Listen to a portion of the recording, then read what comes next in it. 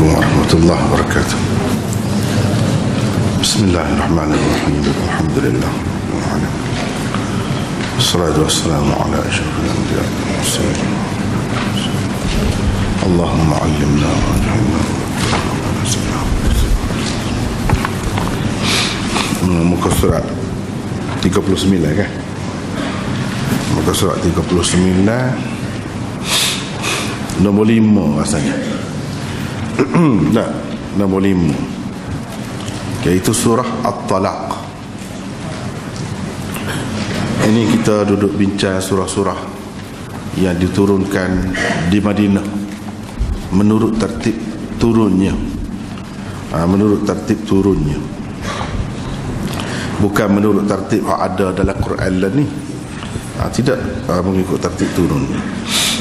Jadi nombor 4-nya iaitu surah nombor 5, surah At-Talaq. Surah At-Talaq,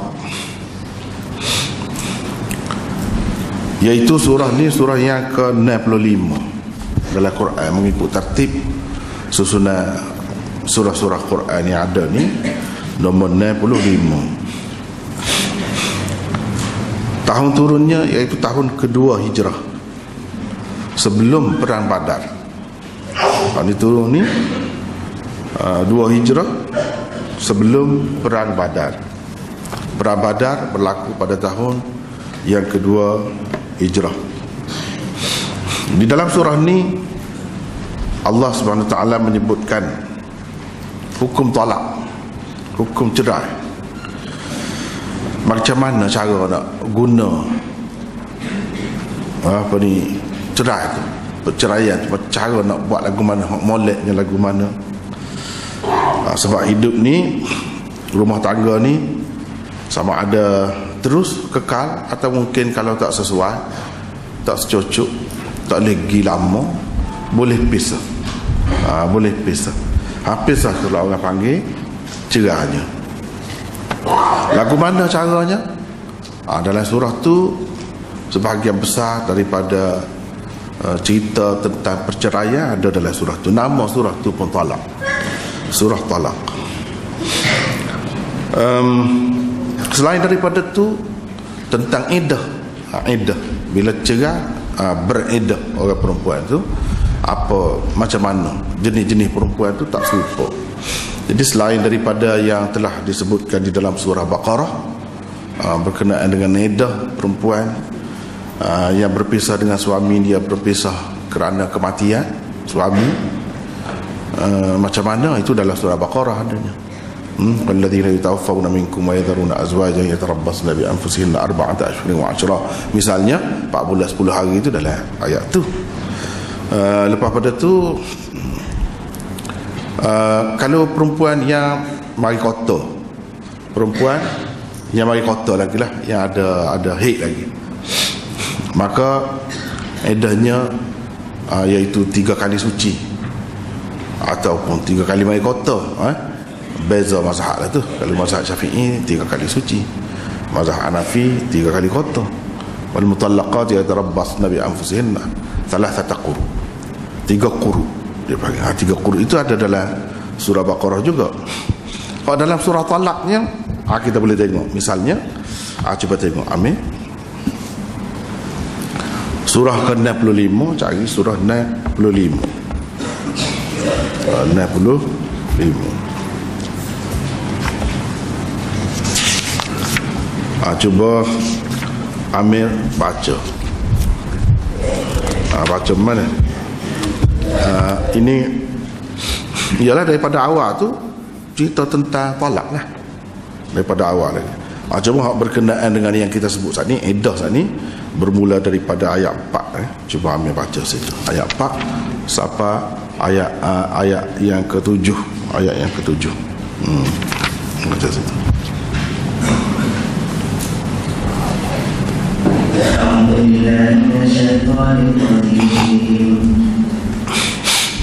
واللائي يئسن من المحيض من النساء واللائي يئسن من المحيض من نسائكم إن ارتبتم فعدتهن 3 أشهر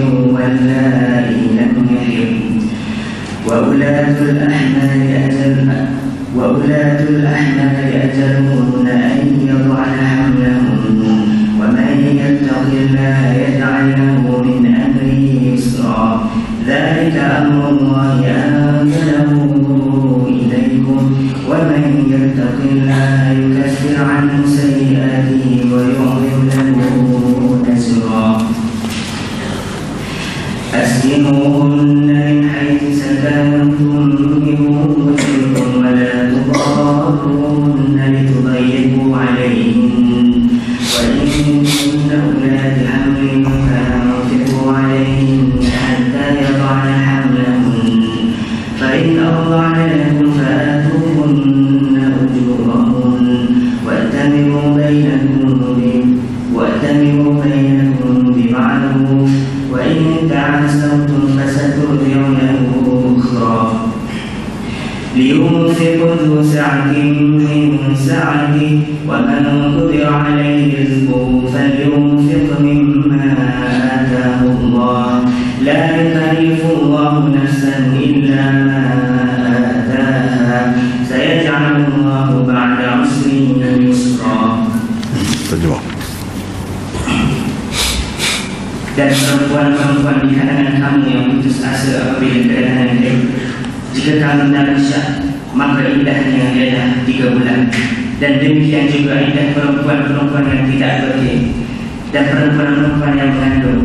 Dan indahnya ialah sehingga mereka melahirkan anak yang dikandungnya. Dan ingatlah, sesiapa yang bertakwa kepada Allah, nescaya Allah memudahkan baginya segala urusan. Peraturan-peraturan yang demikian adalah hukum-hukum Allah yang diturunkan dan diterangkannya kepada kamu.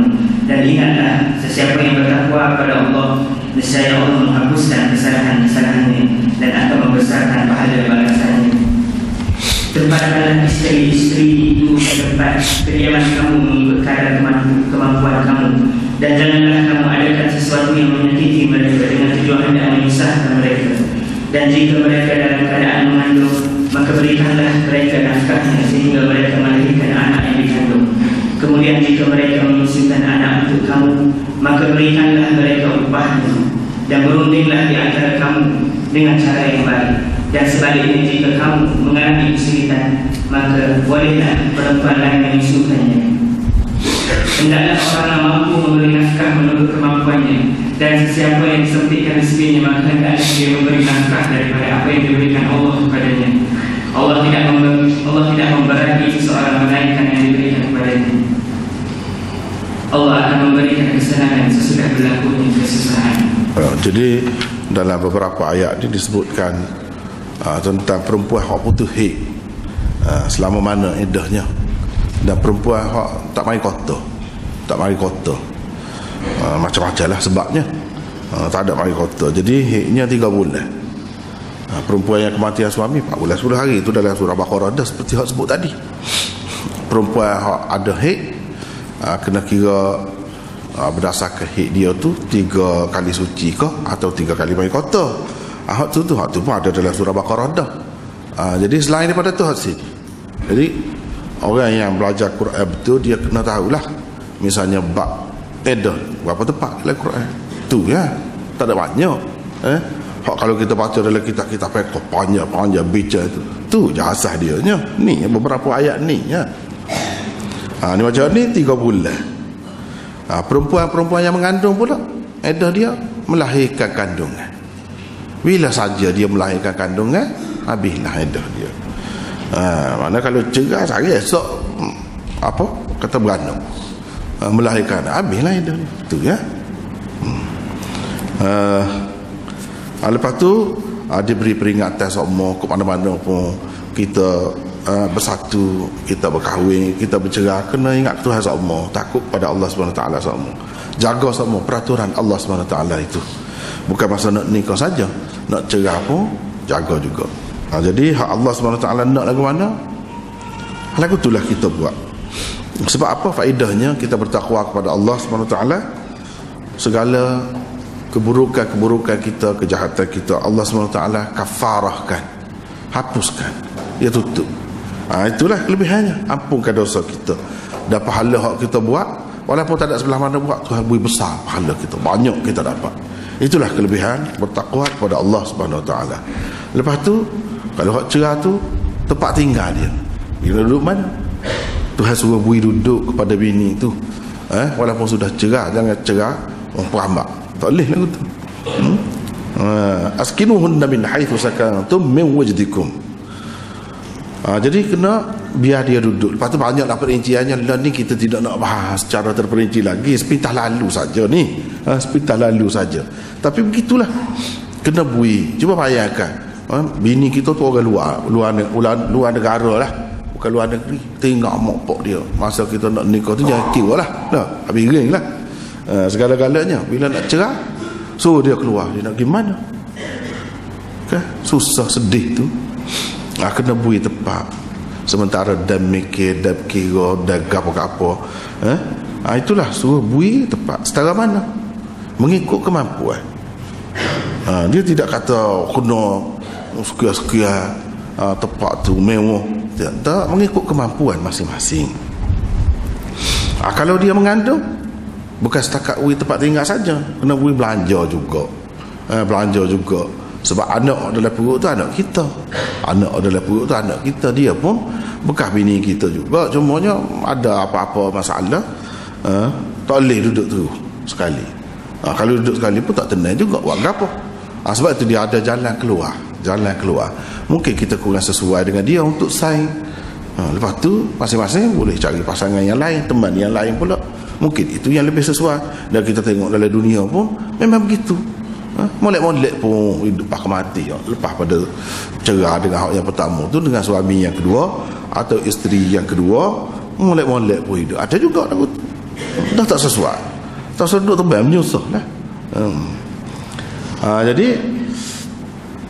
kalau mengandung, belanja ke apa, buat cara baik. Lepas tu begitulah lebih kurangnya. Itu dalam surah Talaq berlaku. Cerita Talaq. Cerita Talaq ini berlaku pada tahun yang kedua Hijrah, sebelum perang Badar. Sebelum perang Badar. Begitu juga dalam ayat ni Allah SWT mengingatkan kepada manusia tentang azab yang akan menimpa, azab yang menimpa umat yang lalu.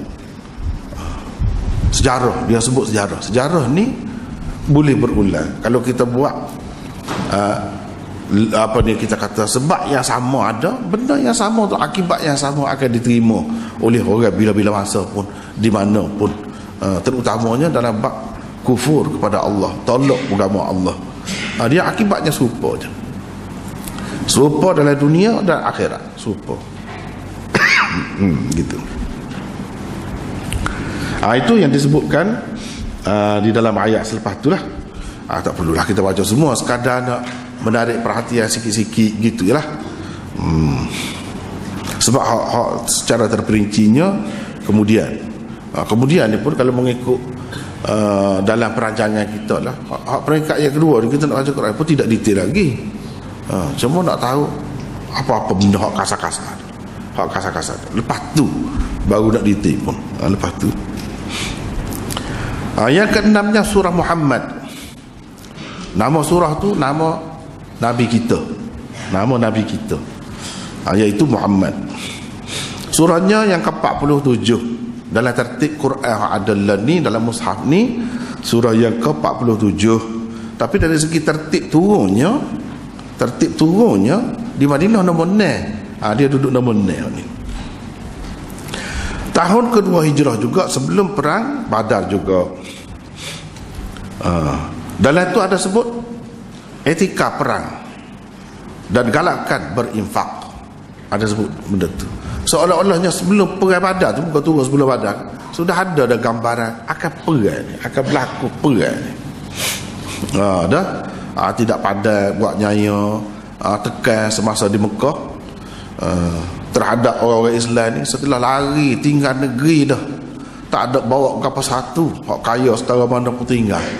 Pok-pok dia paksa, dia nak pergi sangat, tak usah dia bawa harta hak sini, tak usah dia bawa harta hak sini. Jadi pergi tangan kosong. Kaya seperti Abdul Rahman bin Auf pun pergi tangan kosong. Kaya seperti Sayyidina Uthman pun pergi tangan kosong. Tapi dah Tuhan Maha Kaya kan, pergi sana hak tanda kaya dia, kaya mata je. jadi jutawan pula duduk di Madinah tu.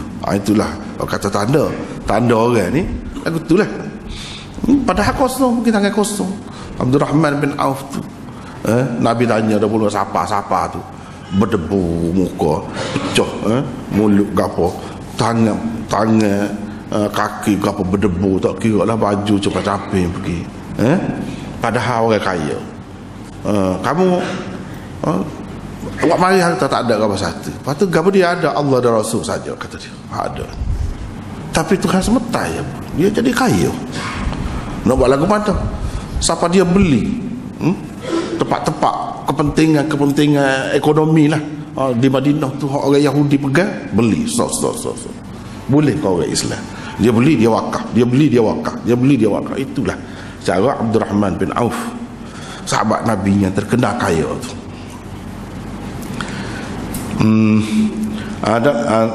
Dalam ni lah kita boleh tengok misalnya dalam surah Muhammad ini ayat yang keempat atau tepat-tepat ayat yang ke-7, ayat yang ke-13, ayat yang ke-20, ayat 29 sampai 31, ayat 38. Ini semua cerita benda ni, cerita benda ni.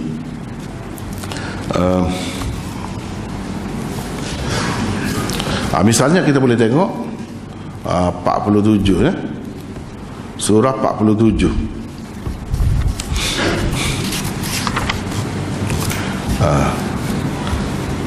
ayat yang keempat, ambil baca. Sebabnya kita nak tengok benda ni bila dia turun, bukan Mekah. Kalau ada ini sifat surah yang turun di Madinah, dan nampak sangat peraturan tu dia sudah buat dah. Jadi dalam keadaan buat itu, tentulah sahabat-sahabat bijaksana, cerdik, khususnya Nabi kita sendiri nampak dah tu benda akan berat lah ni. Kalau ni contoh, cuba kita baca ayat nombor 4 saja dulu. Baca ni. فإذا لقيتم الذين كفروا ضرب الرقاب حتى إذا أثخنتموهم فشدوا الوثاق فإما منا بعد وإما فداء حتى تضع الحرب أوزارها ذلك ولو يشاء الله لانتصر منهم ولكن ليبلو بعضكم ببعض والذين قتلوا في سبيل الله فلن يضل أعمالهم. Maka apabila kamu bertemu dengan orang-orang kafir di medan perang, maka pukullah batang leher mereka. Apabila kamu telah mengalahkan mereka, tawanlah mereka, dan selepas itu kamu boleh membebaskan mereka atau menerima tebusan sehingga perang selesai. Sekiranya Allah mahu, Dia boleh membinasakan mereka, tetapi Dia hendak menguji kamu satu sama lain. Bagi orang-orang yang ikut jalan Allah, Allah tidak akan mensia-siakan amalan mereka. Kan gambaran tu perang tu tidak main-main lah. Apa dipacung lah. Siapa ke mereka tu pun iya lah. Fadarbar riqab, mana pengalih tetap. Lepas tu ada hak ditawan, mana ada gambaran. Dan hak yang ditawan tu siapa? Memang di sini pun kita nampak ada isyarat orang Islam akan benar. Apabila ditawan, siapa ada nak bebaskan ataupun kita nak ambil tebusan daripada setiap orang tawanan tu, situ dah boleh dah harta bendanya kepada orang Islam. Situ nampak tu. Nampak. Dan orang-orang yang terbunuh sudah ada isyarat akan mati, ada mati. Falan yudilla a'malahum. Orang-orang yang terbunuh di jalan Allah, Allah sekali-kali tidak akan mensia-siakan amalan mereka. Jadi amalan mereka nya perang itu, berjihad itu satu amalan dalam agama, dan Allah tidak akan sia-siakan amalan seperti itu. Itu gambarannya. Kalau kita tengok ayat misalnya 7 pula, ayat ke-7, cuba tengok, baca. Ya ayyuhalladzina amanu in tansurullaha yansurkum wa yuthabbit aqdamakum. Wahai orang-orang yang beriman, jika kamu menolong agama Allah, nescaya Dia akan menolongmu dan meneguhkan kedudukanmu. Jadi itu semua isyarat kepada perang tu, suruh tetap pendirian, jangan berganjak, jangan lari, dan bela agama Allah. Jadi agama Allah sekarang ni orang nak hapuskan agama Allah dia sampai ke peringkat tu. Jadi kamu kena bela, kamu kena pertahankan agama Allah. Dan orang yang pertahankan agama Allah, orang tu akan ditolong oleh Allah. Itu jaminan di dalam ayat ni. Semua ni pasal perang. Pasal perang. Dan memang pun tidak berlaku lagi perang Badar sebelum perang Badar. Nampak sangat hal ni. Ayat 7 kalau kita baca sampai ayat sampai ayat 7. Lepas tu ayat 13. Ayat 13. Tak apalah. Ayat yang ke-13, ayat 20, ayat 29. Cuba tengok situ. Ayat 20, ayat 29 misalnya. Kita boleh tengok situ.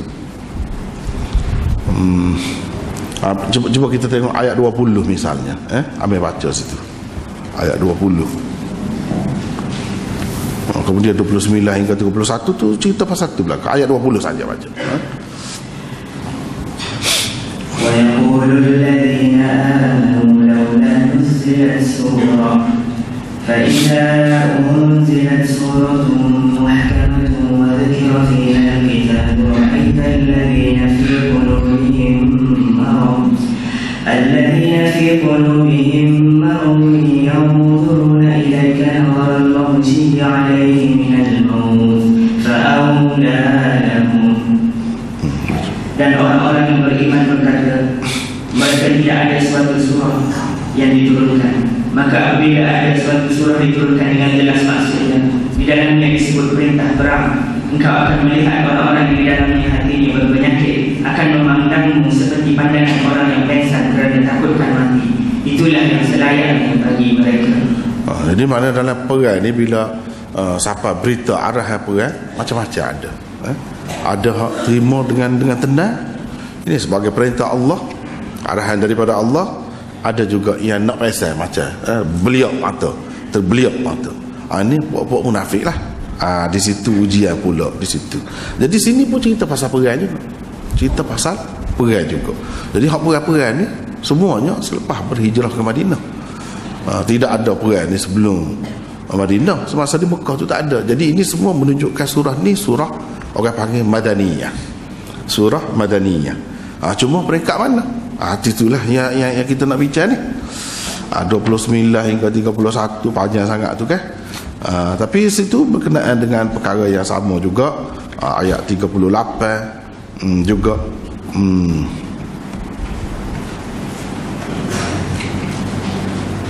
Ayat 38 sampai ke akhir tu begitulah, semuanya berkenaan dengan perang. Dan perang ni ada kalanya perlu sangat. Kalau kita tidak buat akhir sekali dia penutup surah ni, wa tatawallau yastabdil qauman ghairakum thumma la yakunu amsalakum. Kalau kamu berpaling tak ikut hak Tuhan, suruh perang tak perang, tak si, Tuhan boleh ganti dengan kaum yang lain, bangsa yang lain. Itulah akibat tidak perang, akibat tidak berjihad. Negeri kita ni boleh ke orang lain suka sakat, bangsa lain mari duduk sini. Sebab hak layak duduk atas bumi ni hak kuat, hak boleh mempertahankan diri, hak ada nilai dia, ada harga diri dia. Kalau tidak layak. Boleh ke orang? Begitulah yang kita tengok. Mana-mana pun bila perang boleh ke orang, mula hak lain, lagu lain jadi nama gapo tukar, daerah tukar belakang. Tukar belakang. Jadi nak ceritanya di sini, bila hak lain dia jadi lagu lain, tidak seperti kamu dah. Tidak seperti kamu dah. Begitulah penutupnya. Kemudian kita pergi pula kepada surah Al-Anfal yang ketujuh. Surah Al-Anfal ini dalam tertib mushaf Quran yang ada ini ialah surah yang ke-8. Juga turunnya pada tahun kedua hijrah, tetapi selepas perang Badar. Kalau hak tadi sebelum perang Badar, hak ni selepas perang Badar. Jadi walaupun dalam masa yang ringkas tu 10 tahun di Madinah tu rapat-rapat benar tu, banyak-banyak benar tu, panduan daripada Allah SWT dalam Quran. Kalau kita perhatikan kepada surah-surah dia yang panjang-panjang. Termasuklah Anfal. Anfal ini termasuk harta rampasan perang. Cerita pasal perang lah juga.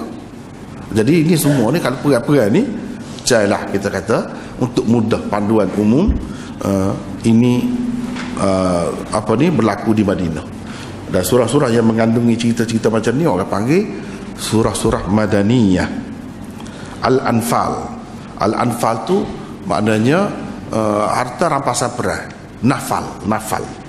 Harta rampasan perang yang ada pada tubuh pihak lawan tu. Sebab orang sampai dulu kan, dia pakai baju besi, pedang, kuda, apa tu. Hak dia milik, hak dia guna. Hak itulah anfalnya. Anfal tu nak bagi ke siapa? Nak bagi ke siapa? Harta rampasan perang hak umum, hak banyak-banyak lagi suku hak tu.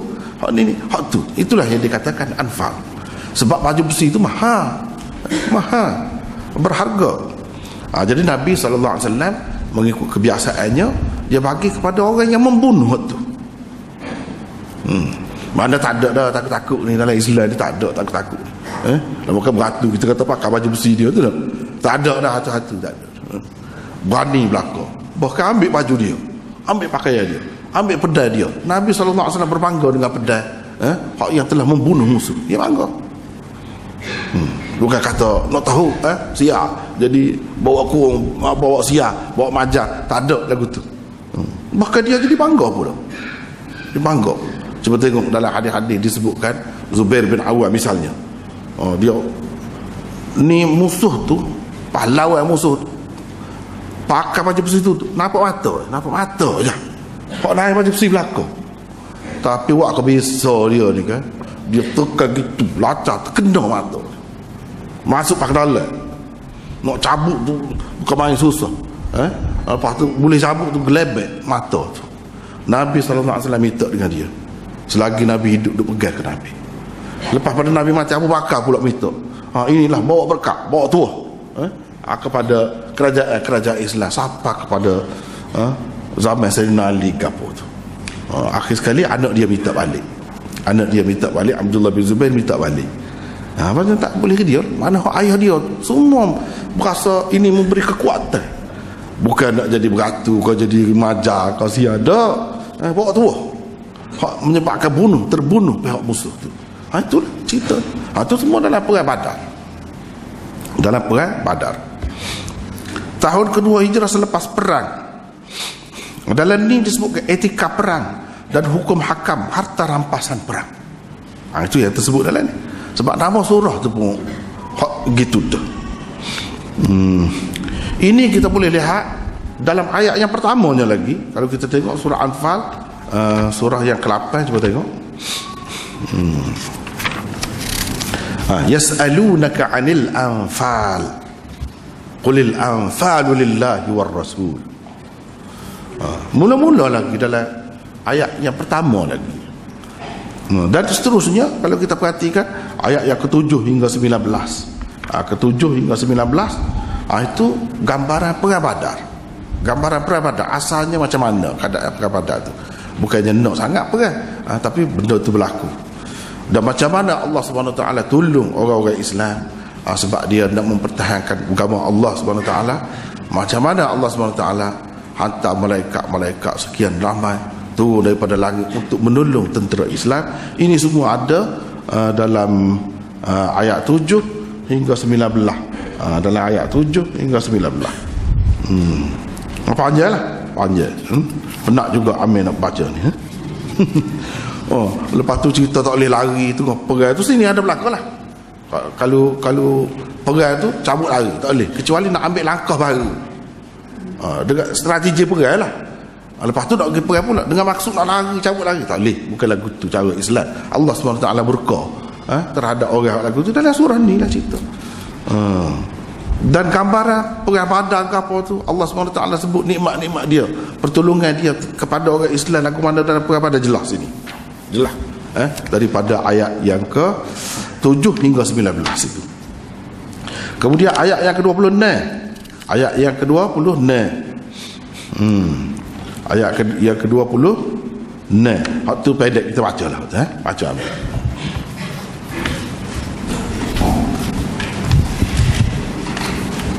واذكروا إذ أنتم قليل مستضعفون في الأرض تخافون أن يتخطفكم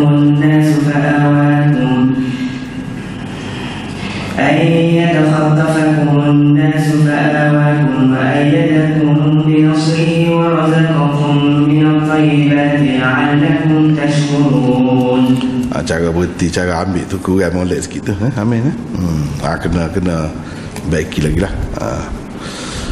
Sebab kalau tak boleh tu, kalau takafun ayat takhattafat, nak ambil situ ustaz tak boleh. Sebab dia maf'ul, dia kena ambil sekali dengan fi'il tu, takhafun ayat takhattafat situ.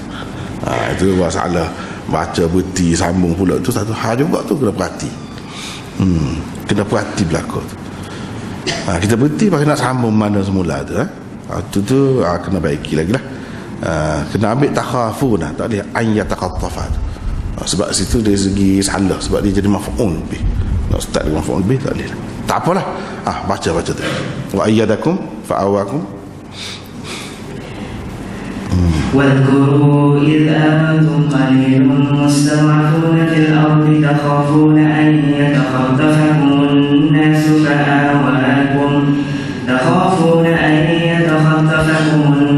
فآواكم وأيدكم بنصره ورزقكم من الطيبات لعلكم تشكرون. Dan ingatlah ketika kamu para muhajirin masih sedikit tertindas di bumi Mekah, dan kamu takutkan orang-orang Mekah akan menculikmu, maka dia memberi kamu tempat menetap dan dijadikannya kamu kuat dengan pertolongannya, dan diberikan kamu rezeki yang baik agar kamu bersyukur. Itu gambaran masa di Mekah. Teruk kena buat nyaya, letih, lemah, nampak. Lepas tu Allah SWT beri kekuatan kepada orang Islam selepas berhijrah ke Madinah. Jadi ini semua cerita itulah. Dia peringkat awal pergi ke Madinah. Kemudian ayat 30 sama juga. Ayat yang ke-30. Kemudian ayat mana ni? 34 hingga 37. Jadi pasal surah ni panjang kat lah. 34 hingga 37 ini semua ni itu berlaku. 41 hingga 46. Jadi gambaran cerita perang Badar ke apa ni dalam ni berlaku. Dalam ni. Kemudian 56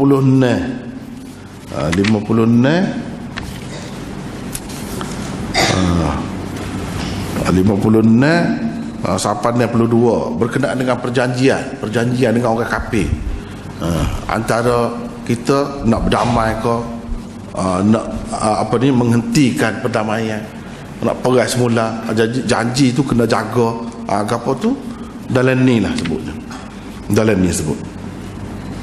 Kemudian 64 hingga 71. 64 hingga 71. Jadi dari segi bilangan, ini sebuah bilangan tentera alik kita, alik dia seramai mana kita boleh lawan, sini belakang ada sebutnya. Jadi ringkas ceritanya, kebanyakan kandungan surah ni cerita tentang perang. Dari sudut bilangan pasukan kita, orang kita, berapa nisbah dia. Kalau dengan orang kafir tu, di sini disebut inyakum minkum 20 sabirun yaghlibu mi'atain. Kalau ada 20 orang aja hak sabar di kalangan kita, boleh lawan 200 orang kafir. Tuhan kata mana kuat orang Islam ni. Wa inyakum minkum mi'atun yaghlibu alfan min alladhina kafaru bi annahum qaumun la yafqahun. Ini hak mereka awal. Mana kalau hak kuat sungguh, memang nisbah tu boleh lah. Kalau 100 boleh lawan 1000. Tetapi Allah SWT peringat sikit. Sebab orang Islam ni, pasukan Islam ni tidak sama. Ada hak kuat, supaya sampai sahabat dulu tu kuat, ada hak lemah sikit. Jadi hak lemah sikit dia kurang. Al-ana khaffafallahu ankum wa alima anna fikum dha'fa. Tuhan tahu ada di kalangan kamu hak lemah. Ada.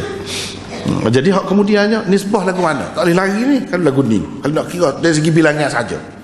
Kalau kamu 100 hak sabar boleh lawan 200.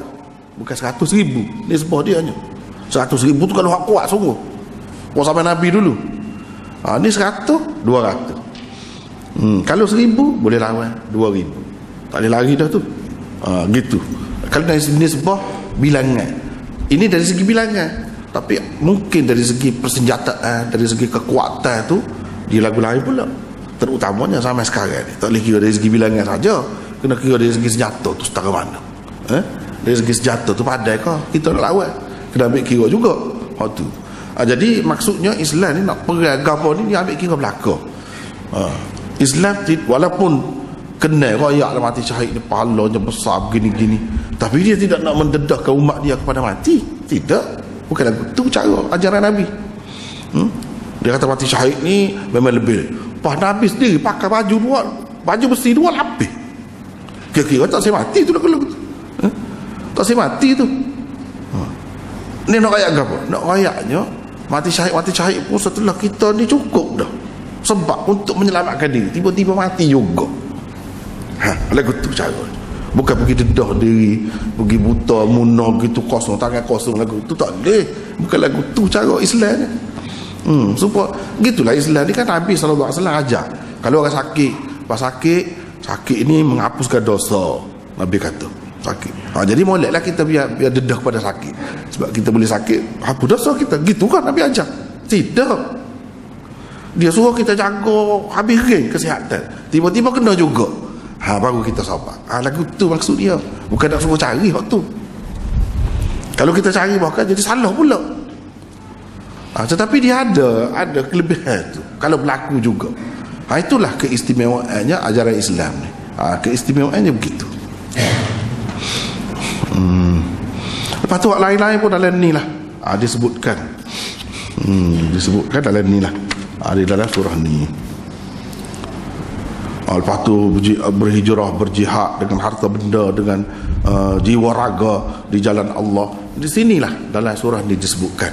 Dan nampak sangat dinyatakan 2 golongan, Muhajirin dan Ansar. Muhajirin dan Ansar disebut di hujung surah Al-Anfal ini. Inilah 2 golongan yang penting dalam membela agama Islam, dalam memperjuangkan Islam di zaman awal dulu. Sekali dengan Nabi SAW, inilah orang yang bertanggungjawab menyebabkan Islam ini terus wujud sampai ke zaman kita ni. Kalau tidak, tak ada lah. Kalau tidak, tak ada. Itu surah Al-Anfal. Kita pergi pula kepada yang ke-8, nombor 8, surah As-Saff. Surah As-Saff ini surah yang ke-61. 61. Cuba kita tengok. 61.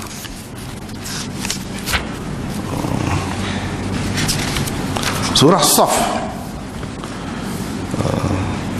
Saff mana sah lah? Sah. Sah semaya. Apa ni? Barisan. Barisan. Direktan. Surah Saff. Ini turunnya pada tahun ketiga hijrah, selepas perang Uhud. Surah Saff ni selepas perang Uhud. Dalam ni apa dia disebutkan kandungannya, iaitu kamu akan beroleh kemenangan jika kamu membela agama Allah. Kamu akan memperoleh kemenangan. Itulah yang disebutkan di dalam surah ni. Dalam surah ni pun disebutkan tentang perang juga. Misalnya mana ni? Surah Saff. Ini Amir boleh baca. Ayat yang keempat. Ayat yang keempat misalnya. Cuba tengok situ.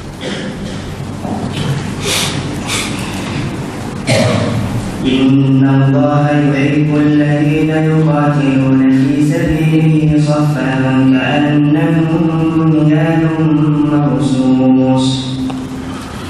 Sesungguhnya Allah mengasihi orang-orang yang berperang untuk membela agamanya, dan dalam barisan yang teratur rapi, seolah-olah mereka sebuah bangunan yang tersusun kokoh. Itu cara je. Orang nak melawan kafir ni biar teguh, biar kuat, biar kemah. Itu tu. Saf tu biar rapat. Seperti dalam semaya tu dia ajar biar rapat-rapat. Jangan biar ada celah. Yang ambil kau syaitan. Nabi kata ruang itu. Mana kita bersatu teguh sungguh lah. Supaya bangunan yang teguh, kuat gitu. Tiap-tiap seorang itu menjadi satu bata. daripada batu-bata yang membina satu bangunan yang teguh itu. Lagu tu caranya. Tuhan kata. Jadi ini sebut perang juga. Ni perang, kalau kata perang ni kat Madinah dah lah. Surah Madaniyah dah lah.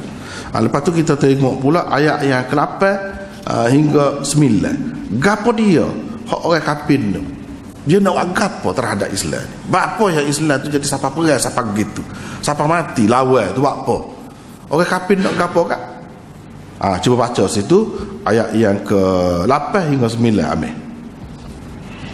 يريدون ليطفئوا نور الله بأفواههم والله متم نوره ولو كره الكافرون هو الذي أرسل رسوله بالهدى ودين الحق ليظهره على الدين كله ولو كره المشركون. Mereka sentiasa berusaha hendak memadamkan cahaya Allah dengan mulut mereka, sementara Allah tetap menyempurnakan cahayanya sekalipun orang-orang kafir tidak menyukai.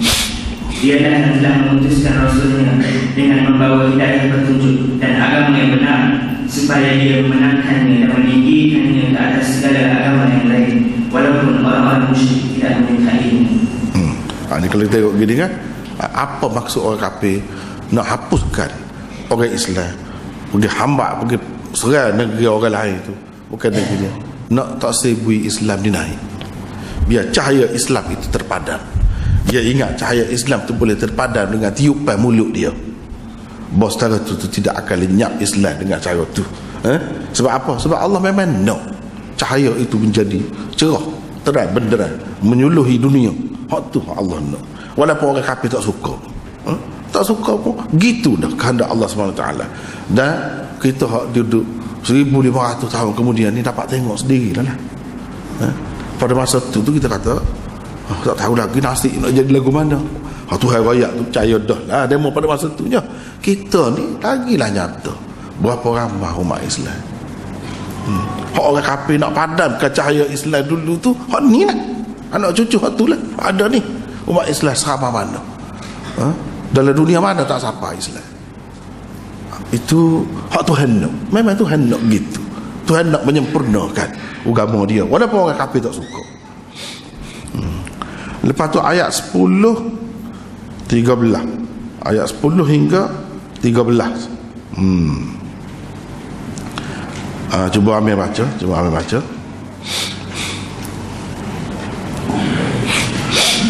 يا أيها الذين آمنوا هل أدلكم على تجارة تنجيكم من عذاب أليم تؤمنون بالله ورسوله وتجاهدون في سبيل الله بأموالكم وأنفسكم ذلكم خير لكم إن كنتم تعلمون يغفر لكم ذنوبكم ويدخلكم جنات تجري من تحتها الأنهار ومساكن طيبة في جنات عدن ذلك الفوز العظيم وأخرى تحبونها نصر من الله وفتح قريب وبشر المؤمنين.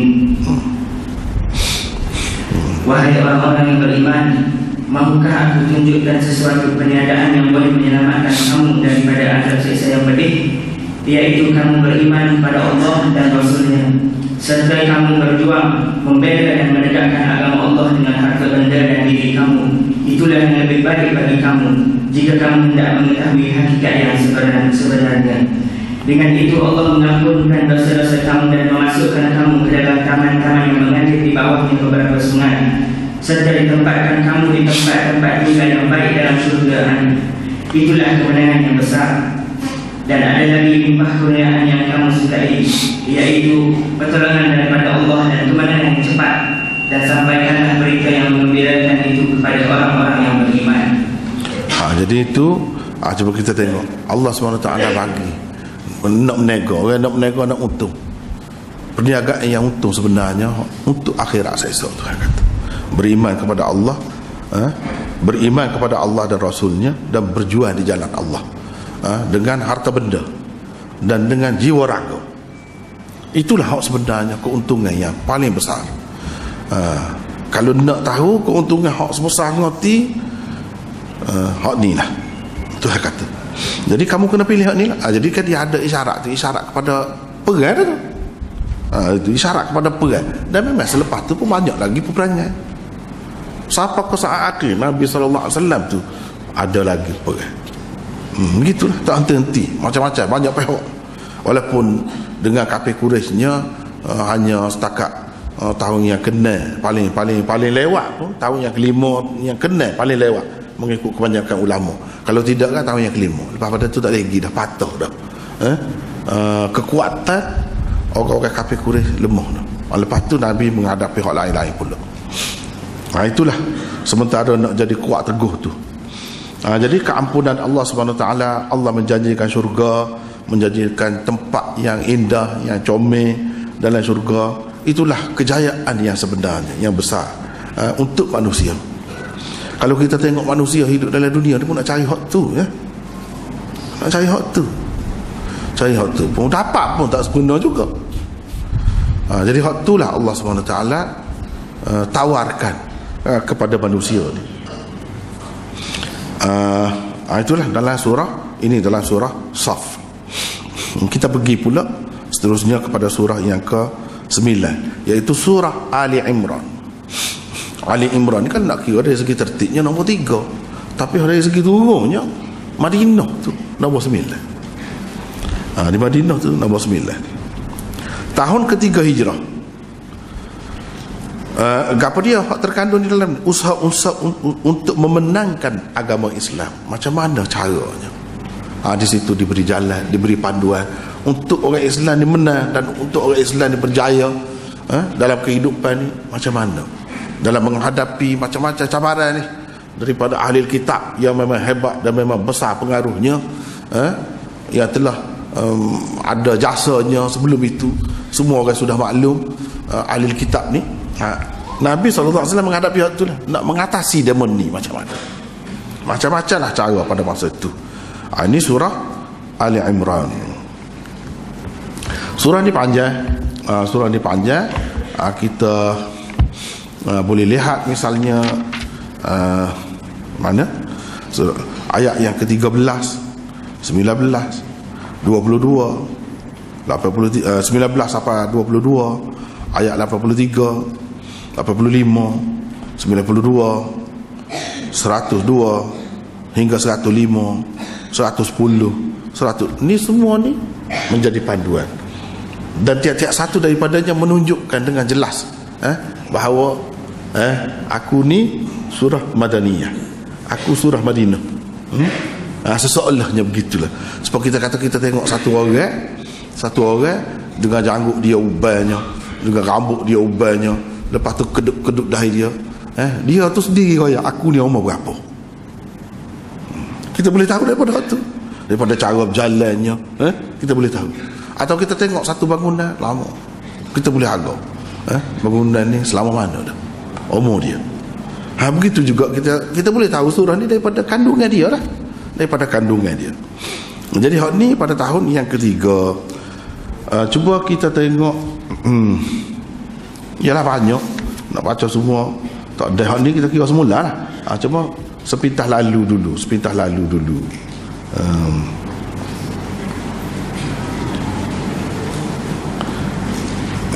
Ayat yang ke-13, 19,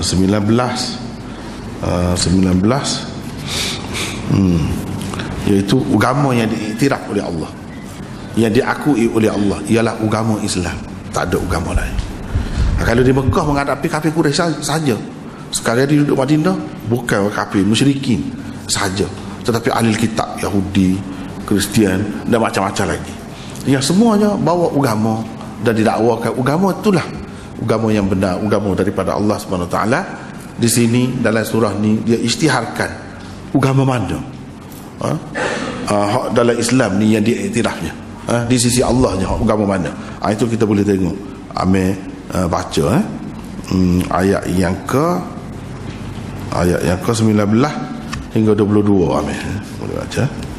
Cuba tengok.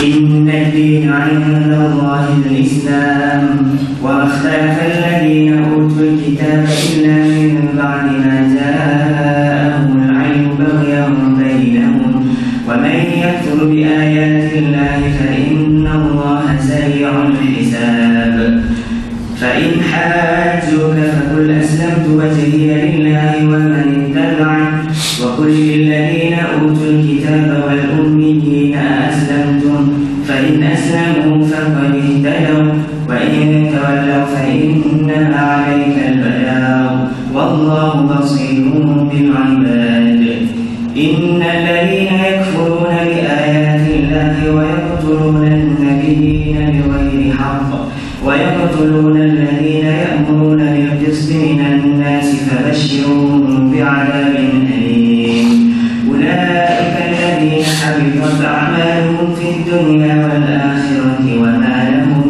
من ناصرين. Sesungguhnya agama di sisi Allah ialah Islam. Tidaklah berselisih faham orang-orang yang telah diberi kitab kecuali setelah mereka memperoleh ilmu. Kerana kedengkian antara mereka. Barang siapa yang ingkar terhadap ayat-ayat Allah, maka sesungguhnya Allah sangat cepat perhitungannya. Kemudian jika mereka membantah engkau, katakanlah, aku berserah diri kepada Allah dan orang-orang yang mengikutiku. Dan katakanlah kepada orang-orang yang telah diberi kitab dan kepada orang-orang yang mudahur, sudahkah kamu masuk Islam? Jika mereka masuk Islam, berarti mereka telah mendapat petunjuk. Tetapi jika mereka berpaling, maka kewajibanmu hanyalah untuk menyampaikan, dan Allah Maha melihat hamba-hambanya. Sesungguhnya orang-orang yang ingkar akan ayat-ayat Allah dan membunuh para nabi tanpa hak dan membunuh orang-orang yang menyuruh manusia berlaku adil, sampaikanlah kepada mereka kabar gembira, iaitu azab yang pedih. Mereka itulah orang-orang yang sia-sia amalannya di dunia dan di akhirat, dan mereka tidak akan memperoleh penolong. Maka kalau kita perhati di sini, agama yang diiktiraf, yang diakui oleh Allah ialah agama Islam. Dan ahli kitab tak saya terima tu sebenarnya setelah jelas kepada dia. Tak saya terima tu kerana ada masalah jiwa, iaitu dengki. Pasal apa? Sepatutnya dia kata sekala orang kita semua boleh dapat wahyu. Allah pilih orang kita semua, bangsa kita semua. Ni apa tidak terpilih bangsa kita? Ni penyakitnya. Lama-kelamaan oleh kerana ramah sangat nabi-nabi di kalangan dia tu, dia berasa dia lah yang berhak. Tak tengok dah gapo dia kerja dia buat, dia duk bunuh nabi, duk bunuh orang-orang yang nak menegakkan kebenaran. Gini kah cara orang yang nak mempertahankan agama Allah? Jadi sebab itulah Allah SWT suruh tukar ni. Tidak layak dah mereka itu untuk memimpin dunia, untuk menegakkan agama Allah SWT. Sebab apa? Mereka sudah menyeleweng begitu jauh. Kalau sudah sanggup membunuh nabi-nabi dan sanggup membunuh orang-orang yang membawa kebenaran itu telajak dah tu. Jadi mereka tidak layak. Jadi hak ni disebutkan kalau Islam dapat petunjuk. Kalau Islam betul hak tu. Tapi kalau tak Islam, tugas Nabi hanya royak sampai kepada orang. Nak terima tak terima terpulang kepada demo. Itulah yang disebutkan di dalam ayat tadi. Kemudian kalau kita tengok pula, pilih-pilih lah 85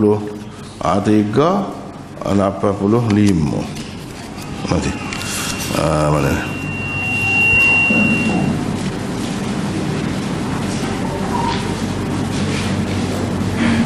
1922 Ali Imran.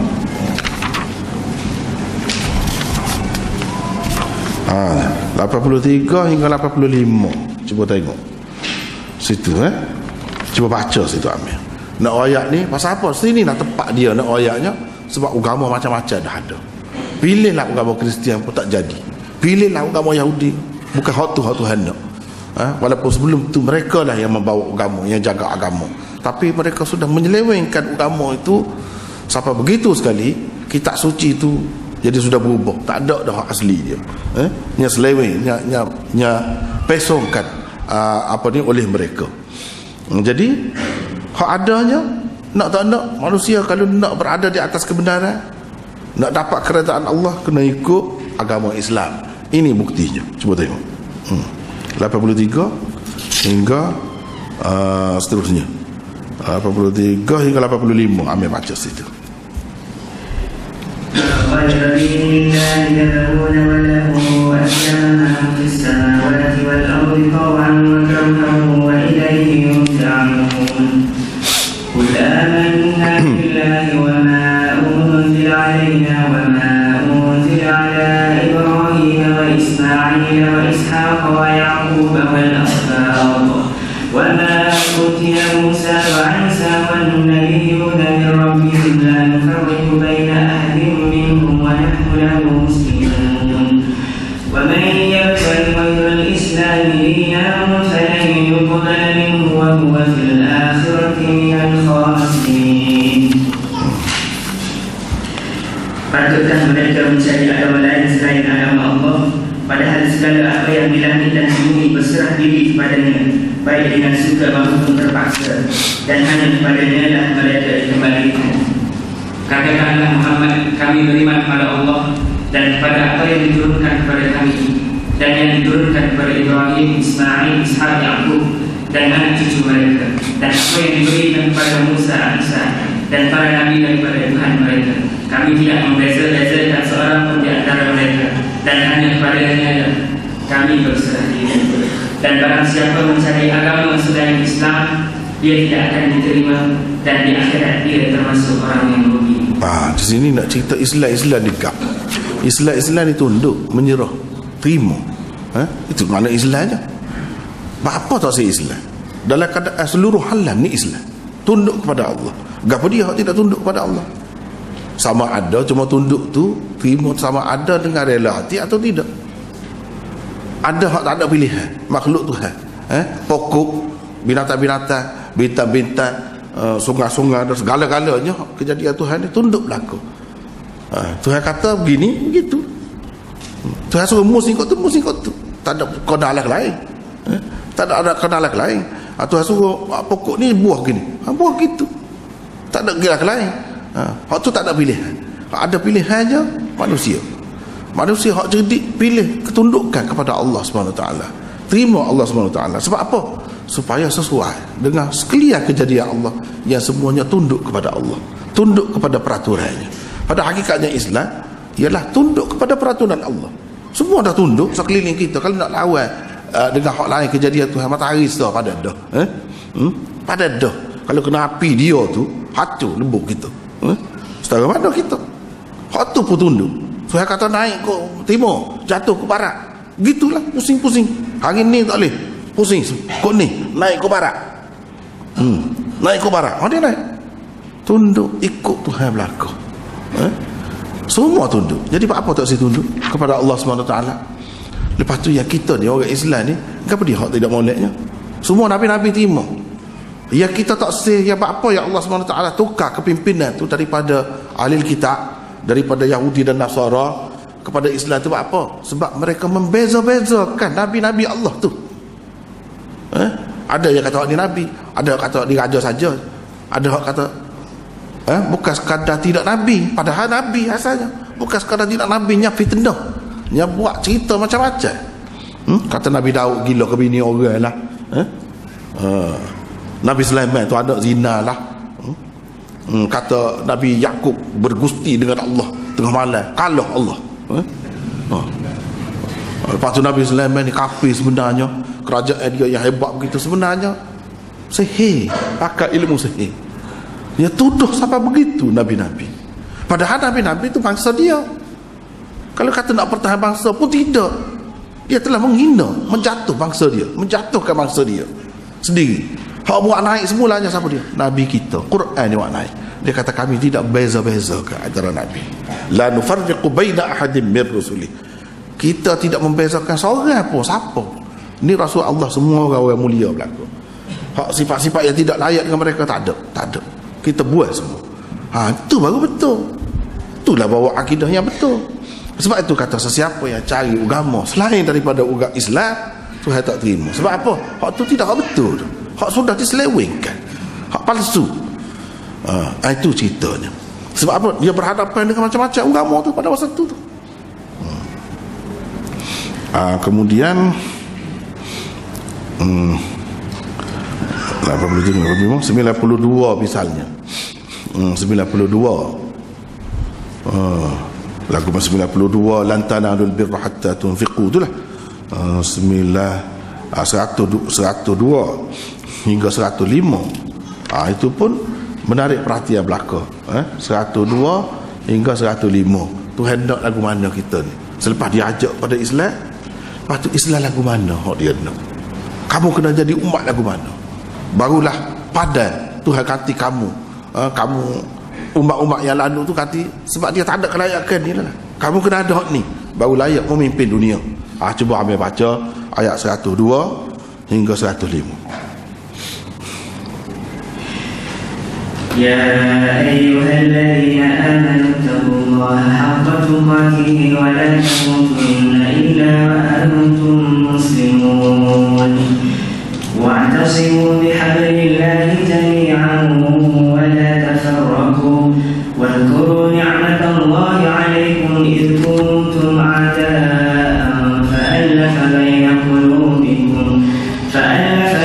قلوبكم فأصبحتم بنعمته إخوانا وكنتم على شفا حفرة من النار فأنقذكم منها كذلك يبين الله لكم آياته لعلكم تهتدون ولتكن منكم أمة يدعون إلى الخير ويأمرون بالمعروف وينهون عن المنكر وأولئك هم المفلحون ولا تكونوا كالذين تفرقوا واختلفوا من بعد ما جاءهم البينات وأولئك لهم عذاب عظيم. Wahai orang-orang yang beriman, bertakwalah kepada Allah dengan sebenar-benar takwa kepadanya, dan janganlah kamu mati kecuali dalam keadaan Islam, dan berpegang teguhlah kamu sekalian pada tali agama Allah, dan janganlah kamu bercerai-berai, dan ingatlah nikmat Allah kepadamu ketika kamu dahulu ketika jahiliyah bermusuhan, lalu Allah menyatukan hatimu sehingga dengan kurnianya kamu menjadi bersaudara, sedangkan ketika itu kamu berada di tepi jurang neraka, lalu Allah selamatkan kamu daripada sana. Demikianlah Allah menerangkan ayat-ayatnya kepadamu agar kamu mendapat petunjuk. Dan hendaklah di antara kamu ada segolongan orang yang menyuruh kepada kebaikan, menyuruh agar membuat yang ma'ruf dan mencegah daripada yang munkar, dan mereka itulah orang-orang yang percaya. Dan janganlah kamu menjadi seperti orang-orang yang bercerai-berai dan berselisih setelah sampai kepada mereka keterangan yang jelas, dan mereka itulah orang-orang yang mendapat azab yang berat. Jadi di sini setelah ajak pada Islam, agama yang benar ialah Islam, Tuhan tak terima hak lain. Lepas tu nak suruh lagu mana? Pegang teguh lah agama ni, pegang molek. Jadi bertakwa dengan sungguh-sungguhnya. Siapa mati, kita mati sebagai orang Islam. Hak tu hak. Lepas pada tu sungguh berpegang teguh dengan agama Allah, jangan berpecah belah, jangan bala sama sendiri. Kena ingat sebelum Islam ada ni setara mana. Kalau hak zaman sahabat dulu lah, zaman Nabi dulu kan, orang sampai beratus tahun perang tak berhenti. Perang tu perang lah, hak ni berdendam, balas dendam, ni balas dendam, sampai tak ada kesudahan. Hancur. Akhir sekali bila Islam hari ni satu padu, damai. Jadi hampir-hampir nak jatuh di jurang neraka dah, di api. Tuhan kata, tapi Allah SWT selamatkan kamu dengan agama ini. Jadi lagu mana nak jadi umat yang molek ni? Tu kena ada dakwah. Ni umat dakwah menyeru orang kepada ma'ruf dan mencegah orang daripada perkara yang mungkar. Itulah orang-orang yang berjaya. Jangan jadi pecah belah. Tu pesan. Inilah cara nak suruh kuat Islam, lagu tu cara. Itu disebut dalam ayat tu. Dan seterusnya kalau kita tengok selepas tu ayat 110, kuntum khaira ummatin ukhrijat linnas, duduk dalam surah ni juga. Dia kata kamulah sebaik-baik umat yang dikeluarkan untuk manusia. Apa sifatnya? Ta'muruna bil ma'ruf wa tanhauna 'anil munkar wa tu'minuna billah. Dia kena ada hak tu lah. Kalau salah tegur, jangan lock, jangan biar. Kalau benda tak boleh berlaku, cegah. Jangan biar benda hak molek kita majukan, kita suburkan. Itu cara umat yang baik, umat yang terpilih. Kalau ada hak tu, maka selamatlah. Umat yang dulu yang dia jadi gagal tu sebab apa? Duribat alaihimudz zillatu aynama thuqifu illa bihablin minallah wa hablin minan nas. Orang dulu jadi hina, jadi teruk sebab apa? Tak kira manusia dia duduk mana, kecuali dia berpegang dengan tali Allah, dan ada hubungan baik dengan manusia. Itulah ajaran Islamnya. Kalau ada hubungan baik dengan Allah, ada hubungan baik dengan manusia, ini tanda umat yang baik, tanda molek lah tu. Itulah ajaran Islam ajarnya. Ada pun hak dulu siapa bunuh nabi-nabi, tak percaya kepada ayat-ayat Allah, bunuh nabi-nabi tanpa sebenar, itu yang berlaku. Sebab itu tak boleh dibiarkan dah hak tu. Kena bawa agama hak baru ni, Islam yang Nabi SAW kita bawa. Itu dalam surah ni belaka. Lepas tu kalau kita baca lagi 127 dan seterusnya pun gitulah juga sampai ke akhir. Kita perhati benda-benda ni nampak sangat dia sebagai satu masyarakat dah, masyarakat yang teguh, ada negara dan sudah menjadi satu umat dah, umat Islam tu. Semasa di Madinah tu cukup, segala-galanya ada dah sebagai satu umat. Dan sifat-sifat dia memang tergambar pada sahabat-sahabat tu, memang jelas begitu. Sahabat-sahabat dia kalau sikit asal teguh selalu pemimpin, dia tak takut siapa pun. Itu sifat sahabat. Dan benda-benda yang baik ni dia majukan, dia sokong, dia bekerja keras untuk kebaikan. Itulah yang kita lihat dalam sejarah sahabat. Seterusnya yang ke-10, surah Al-Hashr. Surah Al-Hashr iaitu surah yang ke-59. Jadi mengikut tertib turun ni yang tidak samalah, sekali sini ke depan, sekali ke belakang, pergi jauh. Itu memanglah. Sebab itu kita nak atur mengikut tertib turun ni. Mengikut tertib turun ni surah Al-Hashr yang ke-10. Dan ini juga termasuk dalam surah Madaniyah. Cuba kita tengok surah Al-Hashr, surah yang ke-59 itu. Surah yang ke-59, surah Al-Hashr. Dan dalam ini disebutkan apa dia? Terutamanya yang menariknya rawatan penyakit nifak dengan sifat-sifat Allah. Penyakit nifak ni berat. Dalam masyarakat mana-mana pun ada. Salah satu cara yang mujarab, ubat yang mujarab untuk merawat penyakit ni ialah dengan dia, orang yang bermasalah dia ingat sifat-sifat Tuhan ni. Hak tersebut di akhir surah Al-Hashr. Kalau nak tengok hak lain-lain pun banyak juga panduannya, Sebaik kalau kita tengok hak tu dulu. Cuba ambil baca ayat 22 sampai 24 tu.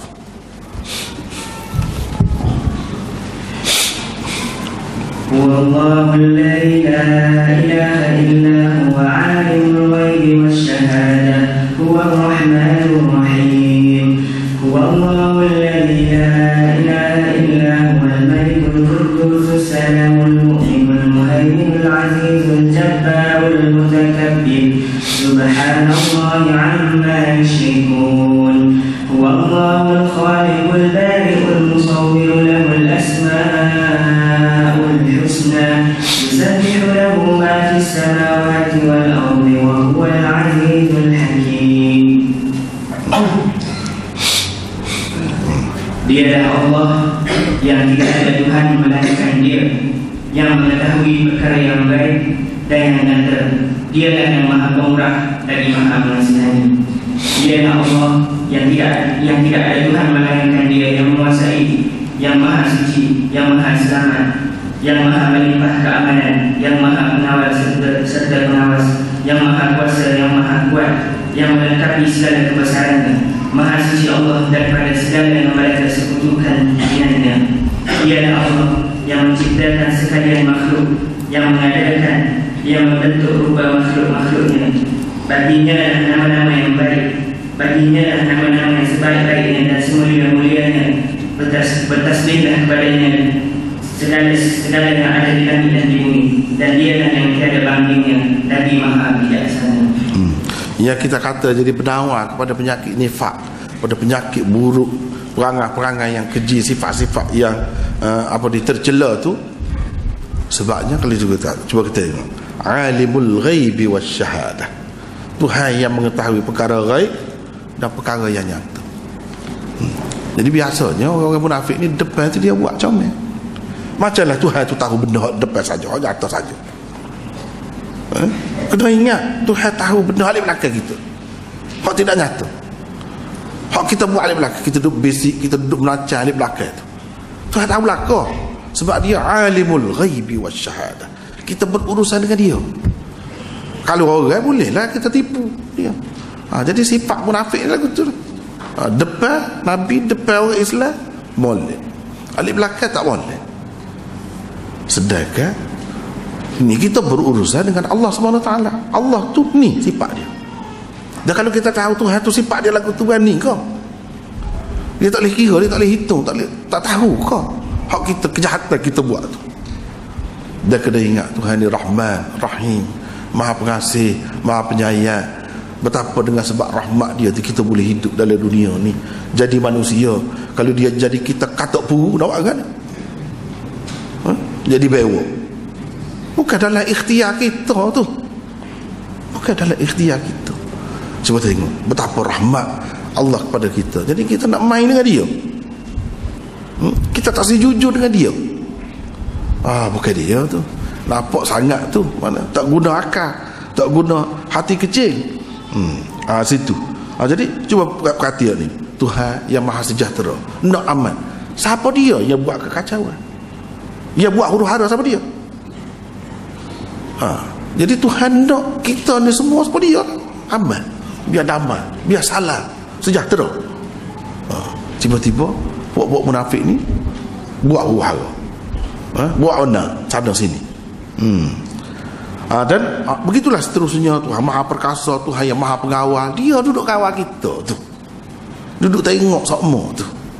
Kita kalau kerja dengan orang, ada apa dia CCTV, dia kata tak berani dah nak buat tu. Kalau bos nampak dalam, kita duduk agak apa, duduk tidur ke duduk agak apa, nampak dia tu Al-Muhaimin, dia lah hak duduk kawal kita belakang di sini. Bila begitu kita akan jadi lemah. Bila tahu hakikat Tuhan apa, Tuhan duduk kawal kita. Jadi kita tak boleh nak kela, kata nak kecoh, tak boleh. Tak sudah. Jadi dia kira belakang, dialah yang menjadikan kita, merupakan kita jadi lagu ni.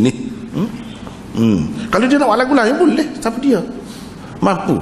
Doktor kau, mak ayah kita kau boleh tentukan? Tak ada. Dia belakang. Jadi bersyukurlah kepada Allah Subhanahu Wa Taala. Itu kalau dari segi, kalau kita nak tengok penawar penyakit yang keji, yang tercela tu, sifat Allah. Tengok, ingat hak tu, Tuhan dia setara mana, barulah kita berasa tak tergamuk. Tak tergamuk nak buat benda-benda hak tak boleh tu. Pasal apa? Kita, siapa dia? Tuhan kita, Allah ni sifat dia gini-gini.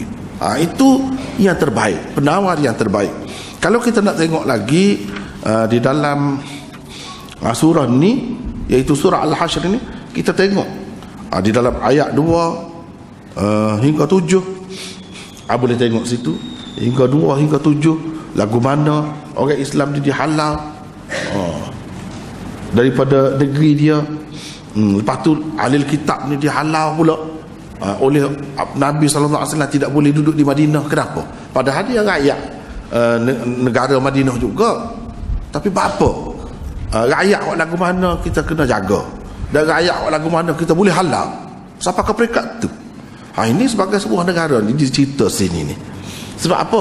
Dia duduk pakat dengan orang kafir tu, duduk sokong orang kafir, duduk royak rahsia-rahsia kalau nak masuk Madinah kot ni.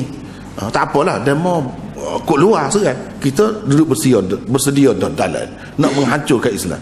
Gini kau cara rakyat yang setia, yang taat, kata taat kepada negara Islam. Jadi akhirnya Nabi SAW halau orang-orang Yahudi itu daripada Madinah. Lama-lama kau jauh, akhir sekali dekat nak mati, Nabi SAW pesan, akhrijul yahud min jaziratil Arab, keluarkan orang Yahudi daripada semenanjung Arab ni. Di zaman Sayyidina Umar baru berlaku. Memang Sayyidina Umar halau, tak ada semenanjung Arab. Lani ni, dalam peta Lani ni Arab Saudi tu tak ada Yahudi.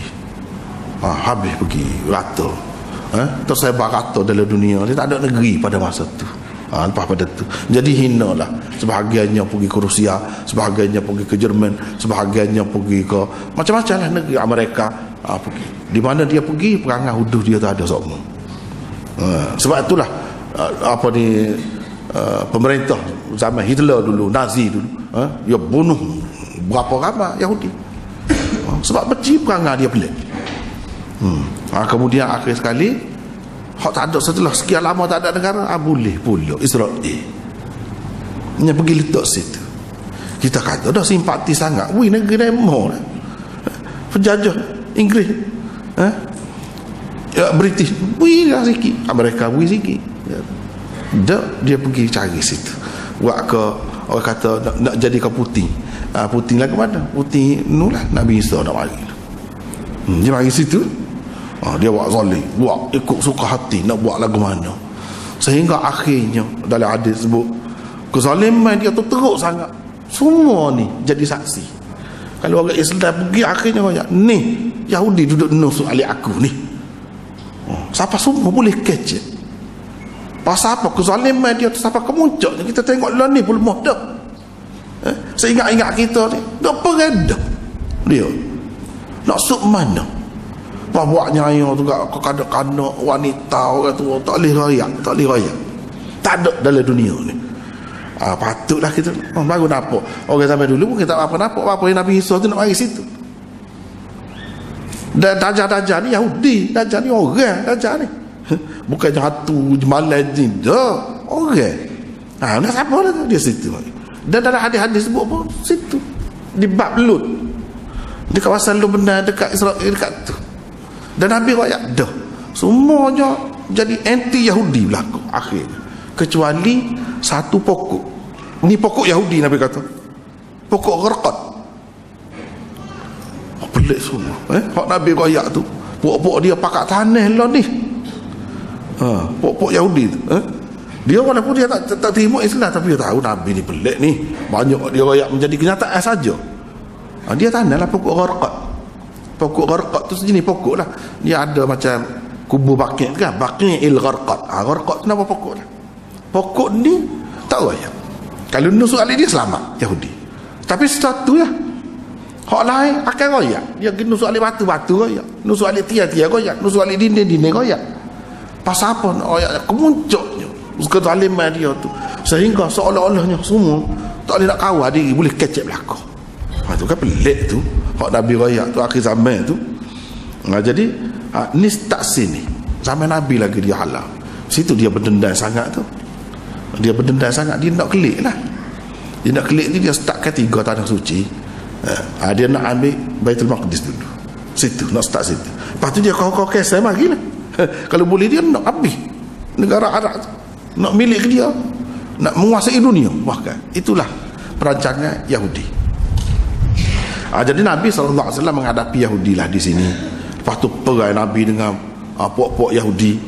Dia perang ni. Orang panggil perang Bani Quraizah, perang Bani Nadir. Nabi pergi kepung, duduk dalam benteng sekian lama, puak-puak dia tu. Kemudian akhirnya turun, mengaku kalah, menyerah kalah. Itu semua tu kalau kita baca dalam sirah jelas. Ni dalam surah ni cerita tu lah. Kemudian hasil perang tu boleh fight pula. Fight tu nak bagi lagu mana dalam surah ni disebutkan, dalam surah Hashr. Jadi ini jelas menunjukkan semua ni berlaku di Madinah, tentu sekali tidak di Mekah. Sebab kalau di Mekah tak ada benda-benda lagu ni tak ada. Sebab fight dia kena perang dulu. Dia kena perang dulu. Perang bila dia tak melawan, tidak tinggal lari, itulah harta fight. Kalau perang hasil rampasan perang, orang panggil ghanimah. Hak ni semua kalau kita perhati ayat-ayat ni, dia ada di dalam surah-surah Madaniyah. Baiklah. Kita pergi pula kepada surah An-Nisa. Jadi surah An-Nisa hak ni sangat panjang. Dalam ni banyak benar panduan. Jadi rasa malam ni tak ada dah ni. Kalau hak ni tak tahu buku apa lah. Jadi kita kena sekat tu dululah malam ni. InsyaAllah minggu depan. Sebenarnya kalau nak baca cepat-cepat boleh juga. Tapi takut dia lah. Tak tahu gapo dah. Tak tahu gapo. Kita lagu ni lah insyaAllah. Selu-selu asalkan boleh buat klik juga sebutir dua. Jadi setakat itulah dulu untuk malam ni.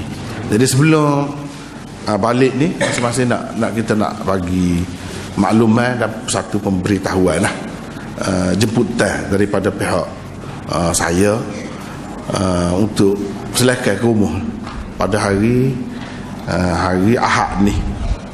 Hari Ahad ni pasal buat kesyukuran sikit, buat kelina tu, ada kesyukuran. Jadi selesai lah ramai-ramai belakang lah mana ada ni. Lepas tu pelajar-pelajar ni rasanya cuti hari tu, minggu tu. Jadi mari tu, kalau mari dengan ibu bapa pun mari pergilah. Sebabnya kitanya buatnya petang, tidak buat tengah hari pasal panas tengah hari ni kan. Petang start pukul 5 sampai pukul 10 malam. InsyaAllah dalam masa tu pergi tak apa. Hari Ahad nak bagi kad pun ramai sangat, nampak kan, kad pun tak ada mana. Jadi pukul 5 sampai 10 malam selesai lah belakang. Kat senang-senang lah. Kalau tak senang ada hal lain tak apalah. Mana senang-senang tu pergilah jamu selera makan malam, InsyaAllah. 1 hari bulan, hari Ahad 1 hari bulan. Wallahualam.